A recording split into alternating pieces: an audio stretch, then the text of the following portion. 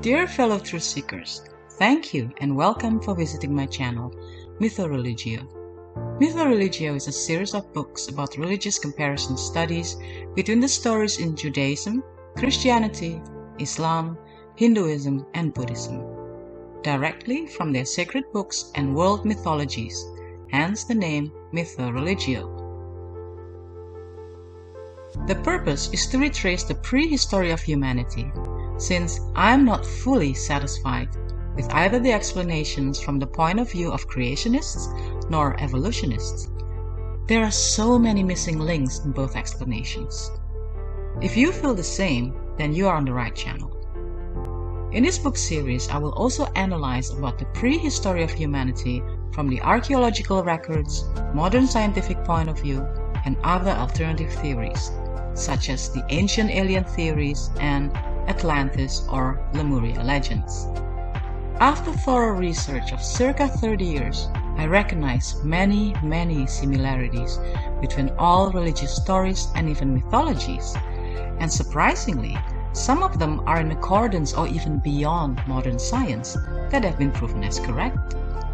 Thus, I came to the conclusion that all religions must have come from the same source. And all these religious stories and mythologies, although heavily jumbled up, are actually telling one mega story, the true prehistory of our common ancestors. This mega story is quite different than what we have been told to believe and will truly blow your mind, as it is more fascinating than our imagination. If you have watched the earlier videos in this channel, I believe you can see some of the similarities too. If you haven't and you truly want to do a religious comparative study, I suggest that you do so. The best way to do a comprehensive religious study via this channel is by watching the videos starting from number 1 and continue until this present video and so on. That way you will see a clear pattern. For deeper analysis that I cannot share in this platform due to its sensitive nature that leads to the above conclusion, kindly read the books that are available in ebook format that can be found in my website www.mythoreligio.com or the physical books at Amazon in color or black and white version.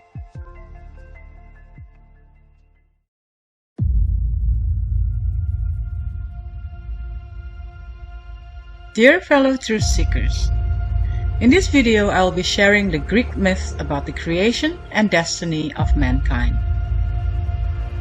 The supreme trickster and titan fire god Prometheus was a son of Iapetus, one of the original 12 titans. During the Titanomachy, the battle of the titans versus the Olympian gods, Prometheus switched side and supported the victorious Olympians because the titans would not follow his advice to use trickery in the battle. After the battle, the gods thought it would be interesting to create beings like them, but with one difference: they would be mortal. Prometheus was the one to create man out of earth or mud, and the goddess of wisdom Athena breathed life into it. After the creation, Zeus ordered Prometheus and his brother Epimetheus to give this new species some rarest gifts in the hope that they would be evolved enough to entertain the gods. Epimetheus gave the gifts of strength, beauty, and agility to different species of animals. However, he left the humankind defenseless with no natural weapons. Prometheus, who liked the human race, stole fire from Zeus and gave it to mortals to keep them warm. Prometheus then became the protector of the human race. This angered Zeus because he didn't want humans to resemble the gods too much. Thus, Prometheus was condemned to be tormented on Mount Caucasus, where he was chained or nailed in other version on a rock. Every night an eagle would appear and eat his liver.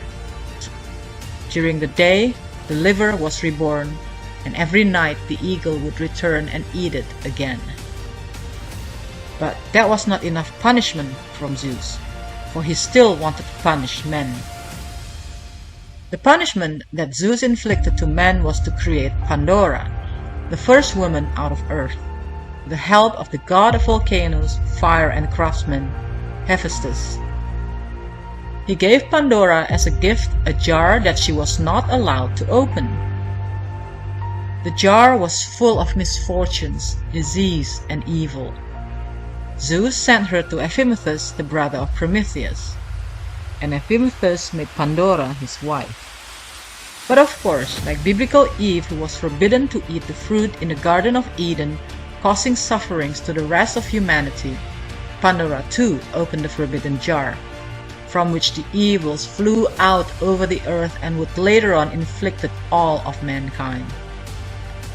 Hope alone remained inside, the lid having been shut down before she could escape. In a later story, the jar contained not evils but blessings, which would have been preserved for the human race had they not been lost through the opening of the jar out of curiosity. Pandora's jar became a box in the 16th century, when the Renaissance humanist Erasmus either mistranslated the Greek or confused the vessel with the box in the story of Cupid and Psyche. Prometheus was eventually freed by the hero Heracles, or Roman Hercules, a divine demigod hero, a son of Zeus and a human princess. In another myth, Prometheus was the one who established the form of animal sacrifice practiced in ancient Greek religion. The etymology of the name Prometheus is debated. The usual view is that it signifies forethought, as that of his brother Epimetheus denotes afterthought. But it has also been theorized that it derives from the Proto-Indo-European root that also produces the Vedic word pramath, meaning to steal, hence Prometheus meaning thief, that is cognate with Prometheus, i.e. the thief of fire. The Sanskrit word pramant means the fire drill, the tool used to create fire. The suggestion that Prometheus was in origin the human inventor of the fire sticks from which fire is kindled goes back to the Greek historian Diodorus Siculus in the 1st century BCE. The reference is again to the fire drill, a worldwide primitive method of fire making using a vertical and a horizontal piece of wood to produce fire by friction. And indeed, there is a Vedic myth about fire theft by a divine being named Matarisphon. Like the Greek Prometheus, Matarisphon was the one who brought down fire from heaven to earth. The oldest record of Prometheus is by Hesiod, an ancient Greek poet generally thought to have been active between 750 and 650 BCE. But stories of theft of fire by a trickster figure are widespread around the world. Some other aspects of the story resemble the Sumerian myth of Enki, or Ea in later Babylonian mythology, who was also a bringer of civilization who protected humanity against the other gods, including during the Great Flood, as well as creating man from clay. While the theory lost favor in the 20th century that Prometheus descends from the Vedic fire-bringer Matarisphon, it was suggested in the 19th century and is still supported by some. Actually, you can find the legend of the trickster god stealing fire from mankind everywhere. Not only the Greek Prometheus and the Hindu Matarisphon, but also from the Ojibwe people of North America, i.e. the story of Nanabozo, to Georgia in Caucasus Mountains, i.e. Amirani stealing a piece of the sun, to the Cherokee, i.e. Grandmother Spider hiding fire in a clay pot, giving it to people, then offering free pottery lessons.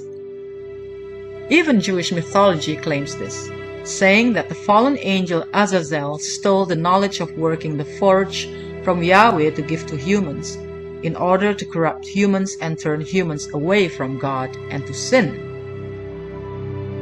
What's even weirder is that giving humans the knowledge of fire tends to be followed by cruel and unusual punishment, usually for all eternity.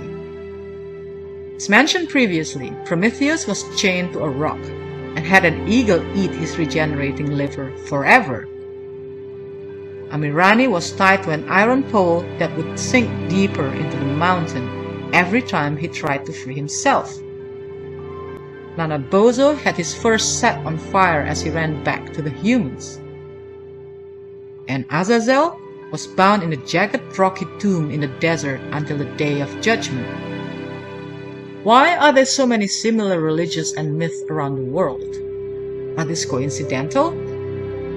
I will share my own analysis to all these similar stories, not only what I have shared in this video, but also in the other videos.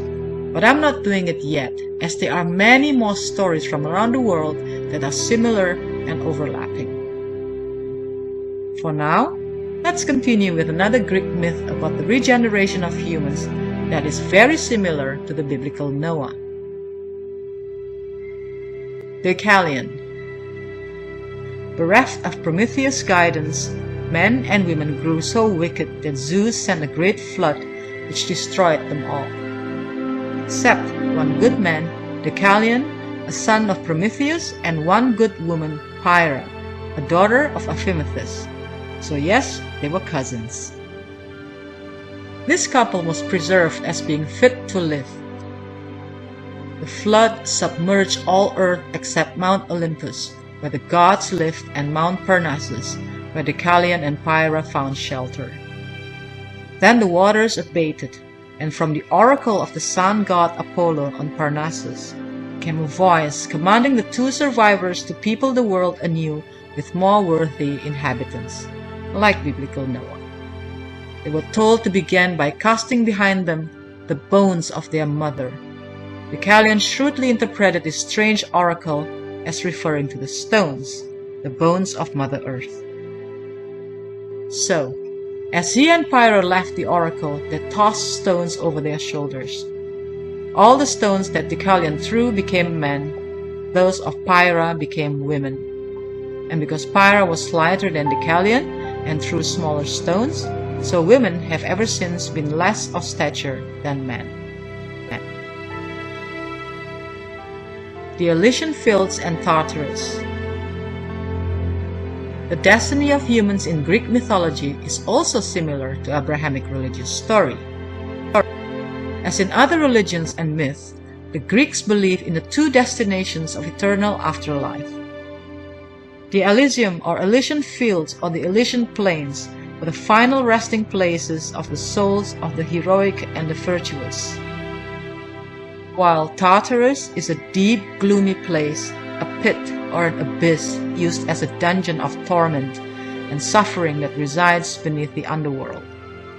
In the Gorgias, Plato, circa 400 BCE, wrote that souls were judged after death and those who received punishments were sent to Tartarus. Herewith, I'm ending this video. Next week, I will continue sharing other myths from ancient Greece that are similar to Hindu stories. Thank you for watching and hope to see you next week.